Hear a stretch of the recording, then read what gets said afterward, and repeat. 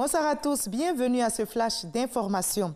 Dans l'actualité, ce vendredi, le président Alassane Ouattara s'est entretenu avec le président de l'Assemblée parlementaire d'Allemagne. Ils ont évoqué le développement des relations commerciales entre leurs pays. Le président Ouattara a également échangé toujours au palais présidentiel avec le secrétaire général de l'Organisation mondiale du tourisme. L'entretien a porté bien sûr sur le forum consacré à l'investissement dans le tourisme en Afrique, forum qui se tient ici à Abidjan. Jérôme Kofi Abolé. Le renforcement de la coopération entre l'Allemagne et la Côte d'Ivoire, notamment sur le plan commercial. La question a été passée au crible quand le président de la République, Alassane Ouattara, a reçu ce vendredi le vice-président de l'Assemblée parlementaire de la République fédérale de l'Allemagne. Pour l'hôte du chef de l'État ivoirien, la destination Côte d'Ivoire reste favorable au monde des affaires au regard de sa stabilité due à la promotion des valeurs démocratiques prônées par les autorités ivoiriennes.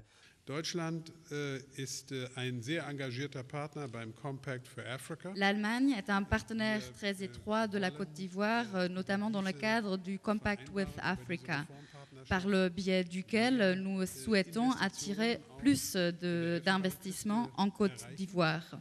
Nous avons déjà des relations commerciales très bonnes et nous espérons d'élargir cette coopération aussi à d'autres domaines.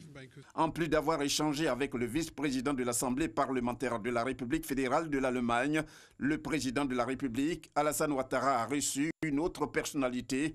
Il s'agit du secrétaire général de l'Organisation mondiale du tourisme. La rencontre s'est faite à la faveur du premier forum mondial sur l'investissement dans le tourisme en Afrique, les 20 et 21 février 2020 à Abidjan. Nous avons, au cours de ce forum, reçu la visite de plus d'une douzaine de ministres au niveau continental. Nous avons attiré de grands investisseurs, que ce soit la Banque africaine de développement ou la SFI, ou également Marriott ou Hyatt.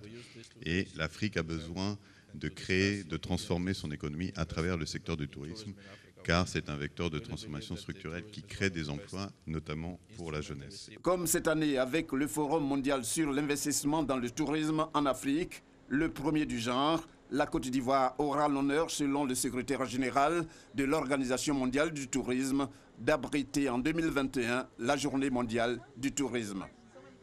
La Cour de justice de la CEDEAO veut mieux se faire connaître du public en vue d'étendre sa visibilité.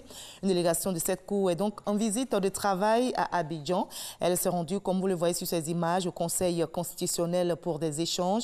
La Cour de justice de la CEDEAO veut faire connaître également les recours qu'elle offre à la communauté, en particulier dans les domaines des droits de l'homme.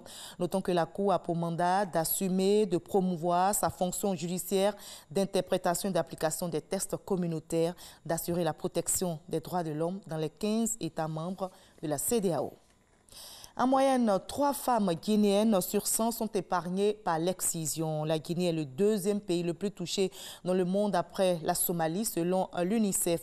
Malheureusement, l'excision reste donc une pratique ancestrale qui permet, selon la communauté, de préserver l'identité culturelle et l'honneur de la famille.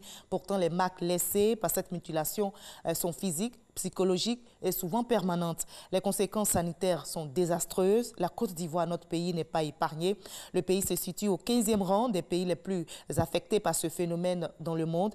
Nous consacrerons donc notre dossier vide ici au cas ivoirien et au cas guinéen, les mutilations génitales féminines. La lutte continue, on en parlera dans le 20h ce soir. En Mauritanie, en bref, 14 personnes, dont des militants des droits humains, ont été arrêtées ces derniers jours et présentées à la justice. La police mauritanienne évoque leur participation à des réunions non autorisées. 4 personnes ont été relâchées, mais restent sous contrôle judiciaire. Et au nombre des interpellés figure la présidente de l'association des femmes chefs de famille, plusieurs fois récompensée pour son engagement en faveur des droits de l'homme.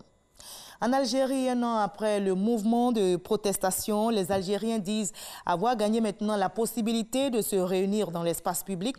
Avant le 22 février 2019, les rassemblements qui étaient rares étaient rapidement empêchés par les forces de l'ordre. Ce changement est particulièrement souligné par les femmes qui expliquent que depuis un an, elles ont trouvé, elles aussi, leur place dans les rues et elles peuvent parler. Le virus mortel, malheureusement, le virus mortel Covid-19, appelé encore coronavirus, continue de sévir. La Corée du Sud a confirmé aujourd'hui même 52 nouveaux cas d'infection, portant le total, qui est provisoire, à 156. Depuis le 3 janvier, la Corée du Sud a testé plus de 14 000 personnes avec 11 953 tests négatifs, plus de 2 000 résultats en attente. En Chine, on a dépassé maintenant la barre des 2 000 morts. On va se retrouver à 20h pour la grande édition, mais juste après ce Flash Info, je vous invite à regarder l'info régionale pour avoir toutes les nouvelles de nos régions ici en Côte d'Ivoire. À tout à l'heure.